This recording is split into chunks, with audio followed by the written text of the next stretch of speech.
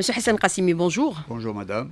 Alors, la diplomatie de médiation de l'Algérie sollicitée encore une fois dans le conflit russo-ukrainien. Les défis internationaux régionaux l'imposent, monsieur Qassimi, puisque l'expertise de l'Algérie est connue et reconnue pour avoir été au-devant de la médiation internationale sur des dossiers sensibles et épineux comme le conflit Iran-Irak, la libération des otages américains le 20 janvier 1981. Il y a aussi d'autres. Monsieur Hassan Qassimi. Oui, bien sûr, l'Algérie est connue, bien sûr, sur beaucoup de dossiers en matière de médiation. Donc l'Algérie, pratiquement depuis 60 ans, depuis son indépendance, a toujours été sur des dossiers très importants en matière de médiation, d'intermédiation et de règlement des conflits de manière pacifique. Et là, vous avez une série de dossiers qui ont été pris en charge par l'Algérie dans des moments chrysogènes, dans des moments difficiles. Vous avez le dossier des otages américains, c'est un dossier bien sûr très important, très lourd. Et là, il faudrait quand même, il est intéressant de rappeler à l'opinion publique et à nos auditeurs les détails de ce dossier. Bien sûr, vous savez qu'il y a eu 52 otages américains qui ont été séquestrés au niveau de l'ambassade d'Iran. L'Algérie a été sollicitée, bien sûr, par les Américains, ça vous devez le savoir. Et là, il y a eu des tractations, il y a eu des réunions secrètes qui se sont tenues à Alger, au niveau de la résidence de l'ambassadeur des États-Unis à Alger. Il y a eu le secrétaire d'État américain, Warren Christopher, qui s'est déplacé plusieurs fois en Algérie. Et l'accord d'Alger a été signé à Alger, bien sûr, grâce à l'entremise des Algériens. Et vous devez savoir aussi qu'à cette époque-là, nous avions, bien sûr, une diplomatie de pointe, une diplomatie engagée et qui se poursuit un peu dans le temps et, bien sûr, avec d'autres réalisations qui ont été faites ces dernières années.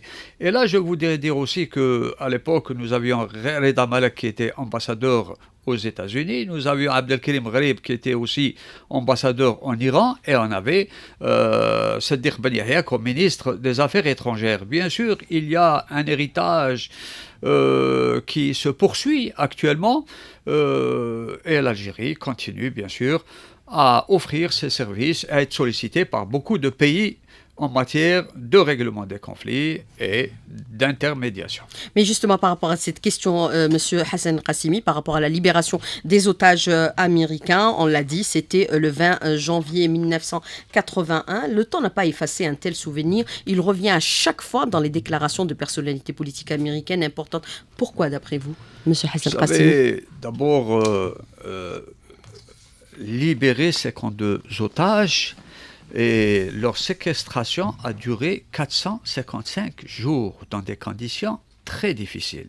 Et l'Algérie, qui était connue comme un pays non aligné, d'ailleurs comme elle l'est actuellement, a toujours été un pays qui est crédible, un pays qui était en mesure d'aller au front et un peu de rapprocher les points de vue entre différentes parties. Et là, nous avons entendu aussi les déclarations des officiels américains, les déclarations aussi des otages, remercier l'Algérie. Air Algérie avait un peu transporté vers Alger l'ensemble des otages et c'est à Alger qu'ils sont arrivés dans un avion d'Air Algérie avec bien sûr une prise en charge médicale algérienne. Donc il y a une reconnaissance que nous enregistrons à chaque souvenir, à chaque commémoration de cet événement. Les officiels américains ne tardent pas d'éloges au sujet de l'action de l'Algérie dans le domaine de la médiation. Mais justement, il y a eu d'autres aussi médiations des plus connues, on va les rappeler. Il y a eu la médiation de l'Algérie entre l'Irak et l'Iran. Et bien sûr, il y a eu également la médiation de l'Algérie dans le conflit entre l'Érythrée et la Somalie. Il y a eu aussi la médiation de l'Algérie entre l'Éthiopie et l'Égypte par rapport au barrage de la Renaissance. Il y a aussi la médiation de l'Algérie par rapport à la sous-région au niveau du Mali et au niveau de la Libye. Aujourd'hui, l'Algérie a encore une fois sollicité pour une autre médiation pour mettre fin, bien sûr, à cette guerre qui fait rage aujourd'hui. Le monde se trouve dans l'impasse d'un conflit qui dure et qui menace la stabilité des États. C'est le conflit russo-ukrainien. Et on a vu la déclaration récente de José Borrell lors de sa dernière visite et son audience avec le président de la République qui sollicite la médiation de l'Algérie. Le président de la République l'a déclaré récemment que l'Algérie est la mieux placée pour, bien sûr, aller vers cette médiation. Pourquoi l'Europe sollicite aujourd'hui l'Algérie, M.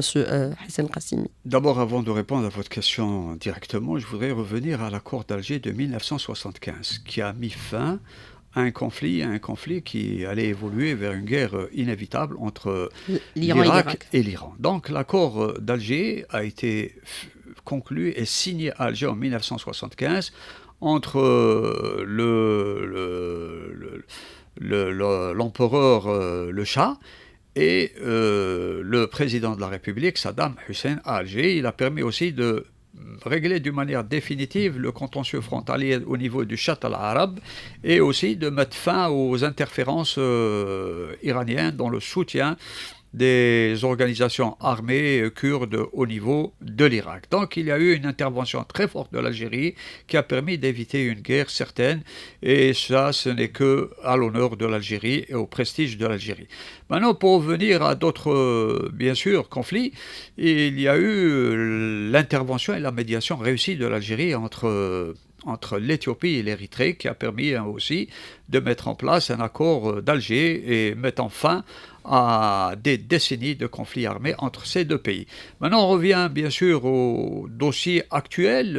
Vous avez entendu dernièrement José Borrell, lors de sa visite à Alger, solliciter officiellement, publiquement, l'intervention de l'Algérie et aussi l'implication de l'Algérie sur le dossier ukrainien. Nous avons également entendu le président de la République, Abdelmadjid Tebboune, répondre un peu à la demande de José Borrell, disant dans son interview que l'Algérie était le pays qui avait le plus d'aptitude pour un peu trouver une solution idoine et un peu sortir de l'impasse dans laquelle ces deux pays sont arrivés. Donc la situation, elle est dangereuse, elle est un peu violente, et il est vraiment urgent d'aller vers des négociations. Cependant, ce que nous pouvons dire, qu'il y a aussi d'autres partenaires qui veulent initier un peu des pourparlers de paix, à l'exemple de la dernière initiative chinoise. Mais là, croyez-moi que le terrain est jonché d'embûches et de difficultés, et aussi de suspicion de part et d'autre, ce qui rend la mission encore plus difficile. Donc, si on doit revenir un peu aux chances de pourparler en matière de paix, l'Algérie a plus d'aptitude pour trouver un peu un terrain d'entente pour sortir de l'impasse dans laquelle se trouve actuellement la situation en Ukraine. Par rapport à son expertise antérieure déjà par M. Hassan Qassimi, puisque l'Algérie, nous avons vu le déploiement actuel sur le plan international. Vous savez, la force de l'Algérie, il faut le répéter et le dire souvent, la force de l'Algérie, elle tire sa force de sa doctrine. C'est une doctrine qui est un peu fondée sur des principes qui sont universels, qui sont reconnus par la Charte des Nations Unies, la Charte de l'Union africaine, à savoir le principe du droit d'autodétermination des peuples. Le deuxième principe, c'est le principe de non-ingérence dans les affaires intérieures des États. Et le troisième principe, c'est le principe de la promotion du dialogue dans les zones de conflit, quelle que soit leur forme et quelle que soit leur gravité.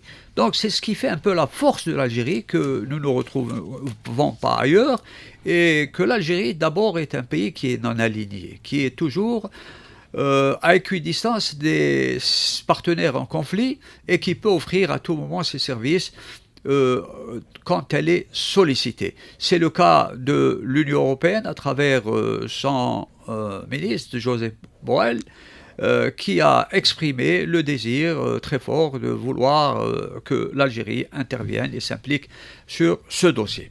Alors aujourd'hui, je voudrais poser une question, M. Hassan Qassimi. Est-ce qu'on est en train d'assister à l'émergence d'un nouvel ordre mondial sous l'égide, bien sûr, de la Chine et la Russie, puisque nous avons vu que dernièrement, il y a des tentatives de mettre fin à ce conflit par la médiation chinoise. Mais il y a aussi un autre aspect qui a, bien sûr, mis en exergue aussi les efforts de l'Algérie pour assurer la paix au niveau du monde arabe, puisque l'Algérie a abrité le sommet de la Ligue arabe sous le slogan Le Mechem, bien sûr le rassemblement des États arabes. Le président est actuellement le président en exercice de la Ligue arabe et nous voyons les prémices d'une paix au niveau de la région du Moyen-Orient par rapport au rapprochement Arabie Saoudite-Iran.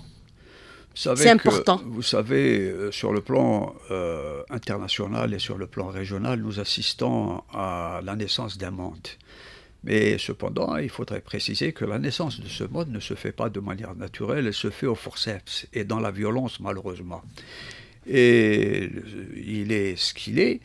Il y a un leadership mondial qui est exercé par le camp occidental de manière violente et impériale. Et là, ce monde ne peut plus continuer à exister dans ces conditions pour la simple raison qu'il y a des nations fortes sur le plan économique, des nations émergentes qui arrivent et qui contestent l'ordre établi. Et nous allons sans aucun doute vers un rééquilibrage avec un monde multipolaire dans les relations internationales. Et l'Algérie, sur le plan maghrébin, sur le plan africain, dans le Moyen-Orient, l'Algérie est un pays leader, il faudrait le dire, et il faudrait le mettre en œuvre. Un pays qui est respecté de par ses positions, de par son courage, de par ses positions progressistes, ça c'est très important. L'Algérie est un pays progressiste, non aligné et qui peut constituer une locomotive dans le monde arabe et en Afrique, et nous l'avons prouvé à plusieurs reprises. Mais le rapprochement Arabie Saoudite-Iran, ça va mettre fin au conflit au niveau de cette région, notamment pour la Syrie, pour les Yémen et d'autres régions aussi qui souffrent. Vous savez, le rapprochement entre l'Arabie Saoudite et l'Iran, je le considère comme étant un coup de tonnerre dans le ciel sur la tête de l'entité sioniste. Beaucoup de pays veulent torpiller justement ce rapprochement. Vous devez savoir que c'est un rapprochement, on l'a vu en filigrane depuis presque une année ou 2 ans, lorsque l'Arabie Saoudite n'a pas voulu céder à un certain nombre de pressions de l'entité sioniste et des Américains. Vous deviez savoir que d'abord l'Arabie Saoudite a refusé de s'aligner sur les positions occidentales pour un peu ouvrir les vannes du pétrole et provoquer un effondrement des prix du pétrole. Ça c'est un point important. Le deuxième élément, c'est que l'Arabie Saoudite, qui est bien sûr la locomotive des pays du Golfe, du Conseil de coopération du Golfe, a refusé également le plan d'alliance qui a été proposé par l'entité sioniste pour mettre le Moyen-Orient sous la tutelle la tutelle sécuritaire et militaire de l'entité sioniste. Donc, c'est deux éléments fondamentaux qui ont laissé entrevoir une évolution perceptible au niveau du Moyen-Orient et qui devait absolument remettre en cause l'omnipotence et la suprématie de l'entité sioniste au Moyen-Orient. C'est ce qui explique d'ailleurs l'intervention des Chinois qui ont réussi de manière spectaculaire à normaliser les relations avec un certain nombre, bien sûr, de conditions et de garanties. Et maintenant, ce qu'on peut dire à ce sujet au Moyen-Orient, c'est que ce n'est plus l'entité sioniste ou l'Occident qui assure la garantie de la sécurité de cet ensemble régional. Et là, l'Algérie, vous avez entendu le président de la République dire à plusieurs reprises qu'avec l'Arabie Saoudite, l'Algérie n'acceptera jamais que des menaces soient proférées à l'égard de ce pays et que l'Algérie se tiendra toujours solidaire et aux côtés de l'Arabie Saoudite. Et on l'a vu aussi, puisque l'Algérie assure actuellement la présidence du sommet de la Ligue arabe et le président de la République, bien sûr, a tout fait pour, bien sûr, rapprocher ses points de vue. Ce rapprochement va bouleverser la donne géopolitique au niveau de cette région. Tout va changer. Sans aucun doute, le monde est en train de changer et le Moyen-Orient est en train de changer. Vous devez savoir. Tout le monde a pris conscience que la véritable menace, c'est l'État sioniste. Vous devez savoir que l'État sioniste a toujours fait en sorte pour maintenir et faire la promotion du conflit entre les chiites et les sunnites. Ça a été à l'origine de conflits et de guerres épouvantables entre l'Irak et l'Iran. Et là, on peut s'attendre, bien sûr, à une évolution de la situation, au règlement d'abord du conflit yéménite, qui est un conflit qui a duré et qui a provoqué des désastres sur le plan humanitaire. Et là, je suis convaincu que les résultats de la paix se feront bientôt entendre au niveau de cette région. Alors, M. Hassan Qassimi, je voudrais revenir avec vous sur plusieurs aspects par rapport à cette question qui sont éminemment importantes, qui vont bien sûr dessiner la nouvelle carte mondiale, puisqu'on voit aujourd'hui l'émergence d'un monde multipolaire. Alors, les enjeux géopolitiques, c'est ce qui a nécessité le retour de Attaf à la tête de la diplomatie algérienne et la nomination de l'Arbaoui comme directeur de cabinet à la présidence de la République. C'est des mesures fortes du président de la République, M. Hassan Qassimi. Oui, bien sûr, il y a bien sûr sur le terrain et sur le plan régional et international des évolutions qui sont importantes. Et là, le président de la République a pris des mesures, après avoir bien sûr déclaré devant la presse et devant les journalistes, et nous l'avons entendu, la situation. Il a fait une évaluation de la situation de l'activité gouvernementale et il y a bien sûr des constats qui ont été faits sur certains secteurs qui n'ont pas fonctionné comme il se doit et qui n'ont pas réalisé les objectifs tant attendus. Donc bien sûr, le président de la République adapte l'activité du gouvernement aux contraintes et aux exigences sur le plan international et il a procédé dernièrement à un remaniement gouvernemental avec l'arrivée de nouveaux promus. Et là, croyez-moi qu'au niveau de la diplomatie, bien sûr, il y a un ministre, un grand ministre qui part, et un autre ministre aussi, un vétéran de la diplomatie algérienne qui arrive et qui va donner un peu, resserrer les rangs au sein de la diplomatie algérienne avec bien sûr un repositionnement de certains cadres, car l'exemple du directeur de cabinet de la présidence, Nadir Al-Arbaoui, qui a été nommé récemment, et là vous devez savoir qu'il y a un nombre très important de dossiers qui sont bien sûr pilotés par l'Algérie et qui vont nécessiter beaucoup plus de concertation, beaucoup plus bien sûr de poids pour la prise en charge immédiate, à moyen terme et futur de certains défis qui se posent à la diplomatie algérienne.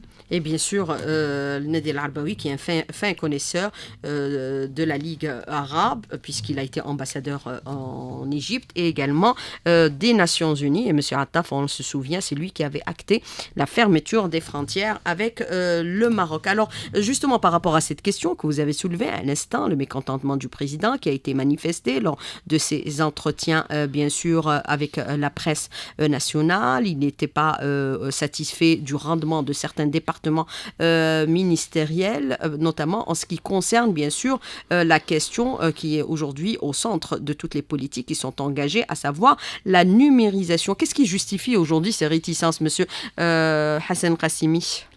Vous savez que le dossier de la numérisation et de la modernisation, c'est des dossiers qui tiennent cœur au président de la République, sont dans son programme d'action. On est dans la phase de l'intelligence artificielle. Et nous l'avons vu à plusieurs reprises revenir sur ce dossier, sur la nécessité de mettre en œuvre de manière immédiate et à tous les niveaux, de tous les secteurs bien sûr, la mise en œuvre de son programme d'action en matière de numérisation. Vous devez savoir que la numérisation doit permettre d'aller vers un e-gouvernement et aussi d'aller vers beaucoup plus de transparence. Vous savez que la numérisation, je vais vous dire que la numérisation doit permettre dans tous les secteurs et principalement dans le secteur des finances, là où on brasse beaucoup d'argent et là où s'installe bien sûr la corruption quand il n'y a pas de transparence. Donc la numérisation va permettre bien sûr de réduire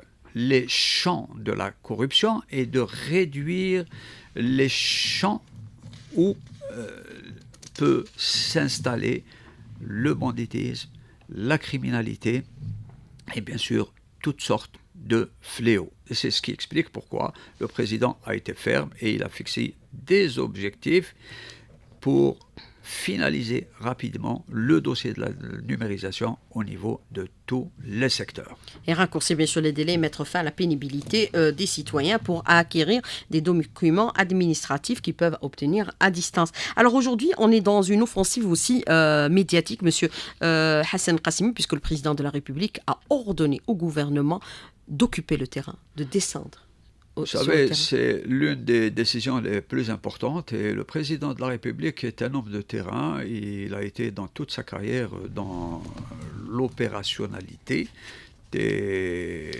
un homme des collectivités locales qui connaît parfaitement le pays et c'est à ce titre qu'il a invité d'abord le Premier ministre à réduire le nombre de réunions et à se tenir qu'aux réunions qui sont indispensables et d'inviter tous les ministres à s'impliquer sur le terrain pour permettre au président de la République d'avoir un point de situation réel, exact, de la situation qui se développe sur le terrain et surtout d'être en mesure d'avoir des comptes rendus quotidiens, des comptes rendus mensuels sur l'évolution de la situation du pays pour permettre au président de la République d'avoir un point de situation sur la nation.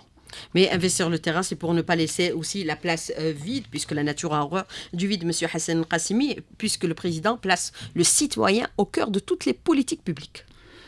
Bien sûr. Il leur dit, bien sûr, soyez à l'écoute du citoyen et au service du citoyen. C'est l'instruction aussi du président. L'un des points les plus importants du programme d'action du président de la République, c'est de réunir toutes les conditions pour assurer le confort de la population algérienne. Et là, vous avez vu des mesures très importantes, des mesures très fortes qui ont été prises en faveur des populations.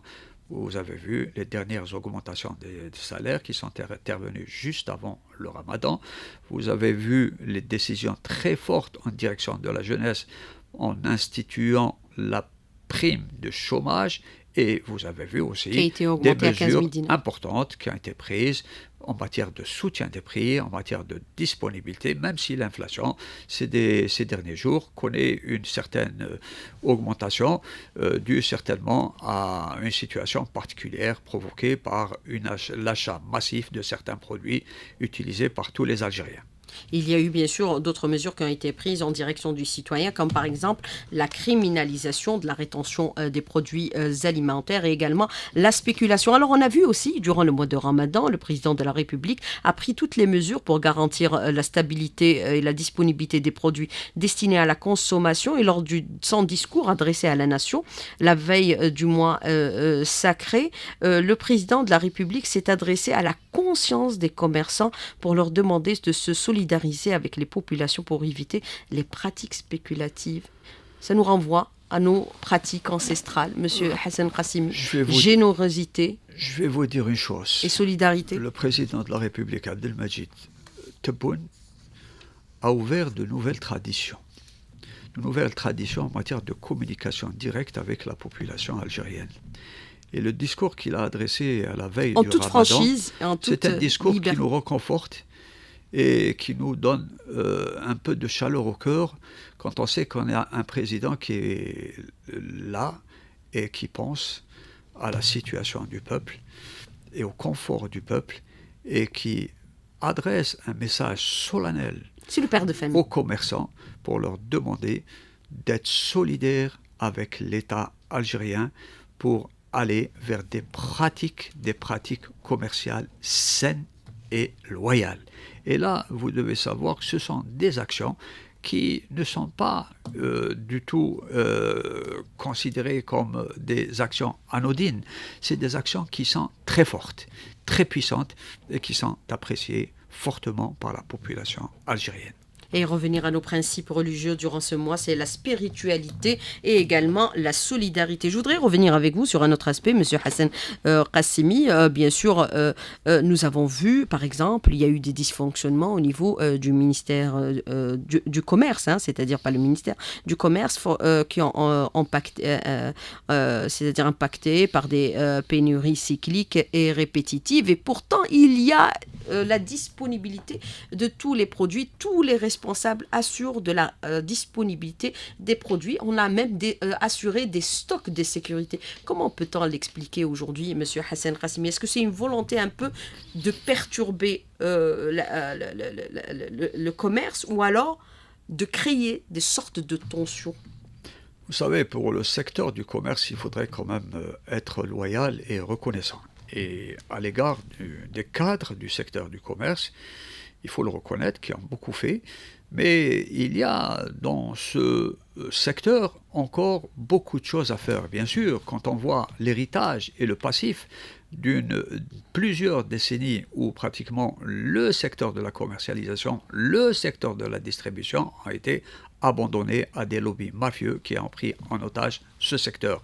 La situation se redresse, mais ce n'est pas suffisant, et je dois vous indiquer qu'il est impérieux, urgent, que l'État s'implique encore plus dans le domaine de tous les circuits de distribution, à commencer par le producteur, les marchés de gros et les détaillants. Et là, il faudrait aller absolument vers le dossier sur lequel nous avons parlé tout à l'heure, à savoir la numérisation des activités commerciales, et aussi aller vers de gros investissements pour construire de nouveaux marchés de gros aux normes internationales. Vous devez savoir que nos marchés de gros dans les villes les plus importantes ne sont pas conformes, et c'est de vieux marchés de gros qui ne correspondent plus aux normes des activités commerciales, devant assurer un contrôle, une lisibilité et une transparence. Et là, si on doit réaliser de nouveaux marchés de gros, croyez-moi, madame, que l'État serait présent et que l'activité commerciale ne pourrait se faire s'il n'y a pas de carte fiscale qui pourrait un peu nous permettre d'identifier tous les circuits du producteur au grossiste, aux détaillants. Donc, il y a nécessité absolument d'aller vers une réforme totale de tous les circuits de distribution. Alors, vous avez plusieurs questions des auditeurs ce matin, M. Hassan Qassimi. La première, la redistribution des cartes doit permettre à l'Algérie de repositionner ses alliances et se rapprocher avec de nouveaux alliés. Vous savez, c'est ce que fait l'Algérie depuis un certain temps, depuis à peu près 3 années. L'Algérie revient d'abord par la grande porte, à tous les niveaux, au niveau des organisations internationales, de l'ONU, de la Ligue arabe, Occuper de tous les l'Union postes. africaine. Et bien sûr, l'Algérie, croyez-moi, est en train de militer pour que, même dans le sport, même s'il y a quelques grains de sable, il y a une évolution quand même notable dans ce domaine. Il y a des efforts importants qui se font. Maintenant, je dois vous dire qu'au sein du Conseil de sécurité, l'Algérie est en train de militer pour que l'Afrique dispose, pour que l'Algérie soit un membre permanent du Conseil de sécurité, qu'on puisse élever le nombre de postes de nombre non permanent de 3 à 5. Et ça, c'est très très important pour permettre un peu d'équilibrer un peu les relations internationales et donner une place à l'Afrique. Et là, madame, l'Algérie est en train de nouer des alliances. L'Algérie n'est pas intégrée dans des organisations où on a des confrontations entre partenaires. L'Algérie n'est pas dans ce processus, n'est pas dans ce schéma politique et idéologique. L'Algérie est un pays aligné qui fait tout pour que ce mouvement puisse revenir très fort pour un peu atténuer les tensions qui se développent actuellement dans le monde entre les nations, certaines nations nantis. Et l'Algérie va occuper le siège de pays non permanent au niveau du Conseil de sécurité au mois de juin prochain. Alors, je voudrais revenir avec vous sur cette autre question. L'Algérie aussi, à l'avant-garde de toutes les réformes qui sont engagées. On parle de réforme du Conseil de sécurité de l'ONU par rapport à ses fonctionnements et ses institutions, et également la Ligue arabe et l'Union africaine. C'est important, M. Hassan Qassimi, d'adapter aujourd'hui ces réformes aux questions géopolitiques éminemment importantes. Vous savez que les institutions internationales actuelles ont été construites après la Deuxième Guerre mondiale, et elles ont été construites par les nations occidentales. Et les vainqueurs de la Deuxième Guerre. Bien sûr. Et là, croyez-moi, c'est un monde qui est en train d'être battu en brèche par les évolutions que nous avons enregistrées depuis un certain temps, avec la venue sur le terrain de nouvelles nations très fortes, comme la Chine, l'Inde, le Brésil, la Russie. Et certains pays, bien sûr, comme il y a des pays qui sont intermédiaires, considérés comme de moyenne puissance, comme la Turquie. Et là, croyez-moi que l'Algérie est en train d'évoluer en termes de force économique, et l'Algérie doit connaître durant l'année 2023 et 2024 une augmentation de son PIB qui doit faire en sorte que l'Algérie soit éligible à son intégration au sein des nations des BRICS. Donc l'Algérie est en train de consolider sa position sur le plan régional, sur le plan continental et bien sûr sur le plan international. Alors, autre question de l'auditeur qui vous dit aujourd'hui, au niveau régional, nous avons vu que la Tunisie, il y a une tentative de déstabilisation de ce pays. Frère, qui est à l'origine de cette déstabilisation? Monsieur Hassan Qassimi, qui distribue les cartes? Ce qui se passe en Tunisie est fort regrettable. Et notre président de la République est revenu à plusieurs reprises à ce sujet en indiquant la situation difficile que traverse ce pays, particulièrement sur le plan financier. Et notre totale solidarité avec la Tunisie. Nous allons faire un petit rappel sur la Tunisie, que la Tunisie est passée après 2011 vers un système parlementaire qui a provoqué un peu l'effondrement de ce pays. Et vous devez savoir aussi, de 2011 à 2020, il y a eu à peu près 15 milliards de dollars qui ont été détournés de ce pays et qui ont pris une voie inconnue et vers l'étranger, laissant ce pays dans une situation catastrophique. Et ce qui explique pourquoi le président Kaïs, tunisien, d'abord c'est un président qui jouit de toute la légitimité, et aussi qui a pris des mesures de sauvegarde du pays en sortant d'un système parlementaire qui a mis en place une instabilité chronique pour aller vers un système présidentiel, et cela a été voté par la population. Et maintenant, vous devez savoir, quel que soit le nombre de votants, on a une légitimité constitutionnelle et républicaine dans ce pays. Maintenant, la question la plus importante, c'est que c'est des positions. Kais Saïed a eu des positions progressistes, nationalistes, et particulièrement envers la cause palestinienne. Il a refusé la normalisation, il a soutenu le Sahara occidental, il a reçu le président de la République sahraoui, et là, ça a soulevé un certain nombre bien sûr, de leviers d'opposition et de lobbies sionistes qui sont en train de faire tout pour un peu provoquer la déstabilisation et la chute du président de la République, qui pourrait emporter, bien sûr, tout le pays dans cette situation qui pourrait être peut-être difficile pour un avenir immédiat, mais croyez-moi, l'Algérie est en train de mobiliser beaucoup de moyens pour venir en aide à ce pays sans s'ingérer dans les affaires intérieures de ce pays. C'est un principe inaliénable. Alors, c'est le lobby sioniste qui est à l'origine de la déstabilisation, de la volonté de la déstabilisation de la Tunisie, monsieur Hassan Qassimi, clairement. Bien sûr, il y a des lobbies sionistes, et il y a aussi les réseaux du Makhzen qui sont en train de pousser très fort. D'abord, pour bloquer au niveau de la Banque mondiale et du FMI le déblocage de certaines aides sur le plan financier, et pour provoquer un peu l'asphyxie de ce pays. Nous sommes un peu en train de constater que nous sommes en présence d'un scénario semblable à celui du Venezuela, devant provoquer l'effondrement de ce pays et l'installation du chaos et du désordre pour permettre une intervention étrangère dans ce pays. Et nous avons entendu dernièrement les déclarations du secrétaire général de l'OTAN prévoyant dans 4 ou 5 mois un effondrement de la Tunisie. Et là, ça nous fait poser beaucoup de questions. Est-ce qu'il n'y a pas quelque part une volonté de vouloir déstabiliser ce pays ? Et il y a aussi cette volonté par rapport à des lobbyistes qui sont en train aujourd'hui de pousser à la mise en place du siège de l'Africom au Maroc. C'est un véritable danger, puisqu'on sait que les autorités algériennes, déjà par le passé, avaient déclaré le rejet de l'installation de tout siège de l'Africom au niveau de la sous-région, de la région et au niveau du continent africain. Monsieur Hassan Qassimi. Vous savez, la militarisation des espaces et les interventions étrangères est la pire des choses qui puissent arriver en Afrique. L'Afrique n'a pas besoin de militariser ce continent.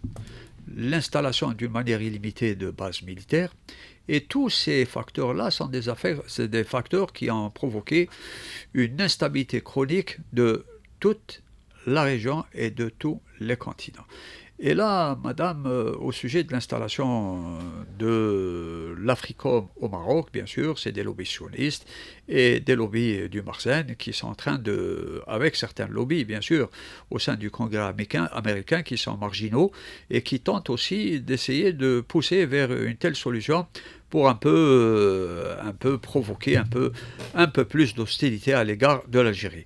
Les Américains, je suis sûr qu'ils ne vont pas franchir le Rubicon et qu'ils connaissent la position de l'Algérie sur ce sujet et que nous avons entendu dernièrement les déclarations de Anthony Blinken, le secrétaire d'État américain, quand il a visité le Niger, et il a fait l'éloge un peu de la position de l'Algérie en matière de lutte contre le terrorisme. Et à ce sujet, il avait dit que la politique et la théorie du tout sécuritaire ont été un échec et que l'Algérie avait raison dans sa démarche en matière de lutte contre ce phénomène. Alors, les relations algéro-marocaines, a déploré le président de la République, ont atteint le point de non-retour. Le surarmement du Maroc aujourd'hui est une véritable menace. Vous savez, pour l'Algérie, pour la région. Le Maroc est allé dans une démarche catastrophique en matière et ces scandales sont en train d'être dévoilés au niveau du monde, avec bien sûr le scandale au niveau du Parlement européen. C'est un pays. Et le journaliste aussi. C'est un pays d'abord sur le plan de la démarche et sur le plan du développement. Il a opté pour des stratégies qui sont contre-productives. D'abord, tous les scandales en série que nous avons assistés en matière de corruption, qui ne servent d'abord, qui sont inutiles et qui ne servent pas les intérêts de la population marocaine et qui ont un peu provoqué la chute aux enfers de ce pays en provoquant beaucoup de pays, l'Union européenne qui a été mise sous écoute avec tous ses gouvernements et ses ministres. Il y a bien sûr une affaire en justice aux États-Unis contre l'espionnage de certaines personnalités américaines par la monarchie du Maroc. Donc le roi Mohamed VI est, comme je l'ai toujours dit, est dans de sales draps. Et là, croyez-moi que le choix d'aller vers un surarmement avec des dépenses faramineuses ne fait qu'alourdir le poids de la dette marocaine qui est pratiquement arrivé à un point de